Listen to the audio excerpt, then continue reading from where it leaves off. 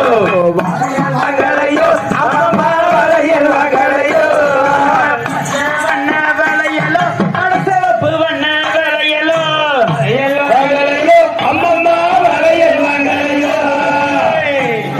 எங்க அம்மனுக்கு தேவையான வளையல் இருக்குங்களா? இருக்குதுங்க. கண்ணாடி வளையல் போட்டு ஆடக்கூடாதுங்களாமா?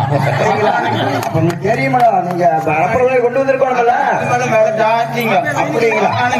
பணம் நாங்க கொடுக்கறதாச்சே. உங்களுக்கு என்ன முருகனே ஆண்டிய போய் உட்காந்துக்கிறாங்க. நீங்க தங்க ஜாண்டிங்க எப்படி செட்டியாரையா வகை வகையா வளையல் வச்சுக்கிறீங்க. வயிறும் போல ஜொலிக்குது. எங்க வள்ளிநாய்க்கு ஒரு 2 வளையல் சேர்த்து போட்டுடுங்க. போடலாம். ஆமா வளையல் 4 வளையல் போடலாம். அது வாருங்க வள்ளிநாய் அங்க நிக்கிறாங்க. வள்ளிநாய்க்கு அனுப்பிச்சுடுவீங்களா? வாங்க. ஆனா ஒண்ணு மட்டும் சொல்றோம். எங்க வள்ளிநாயை கையை தொடாம போடணும் வளையல்.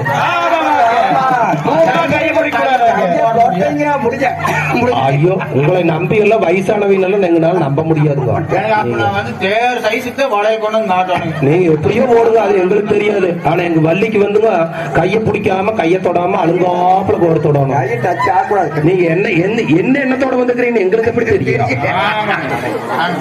கூடி போலான்னு வந்தா வள்ளியை கூடி போலான்னு வந்து நீங்க ஐயோ எங்க அம்மனி காவல் காத்துட்டு இருக்கிறாங்க. நாங்கெல்லாம் காவல் இருக்கிறோம். நாங்க தோழி துணைக்குமா பரவாயில்ல காவல் காத்துட்டு இருந்தாங்க.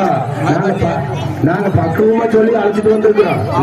நீங்க வந்து கையும் காலையும் முடிச்சிடாதீங்க. பார்த்து போட்டு ஓடுனா நீ காக்காயும் குருவியும் தான் துரத்திட்டு இருக்கோம். என் கூட வந்தா மயில் மேல எல்லாம் போடாம இருக்கு.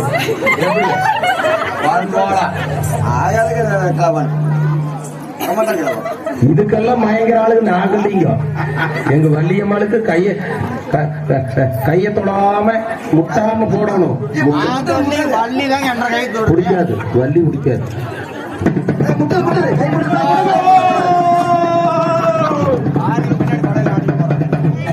ஒண்ணு ஒத்த வலையில் போடக்கூடாதுங்க. இன்னொன்னு போட்டு விட்டுருங்க எங்க அம்மனிக்கு.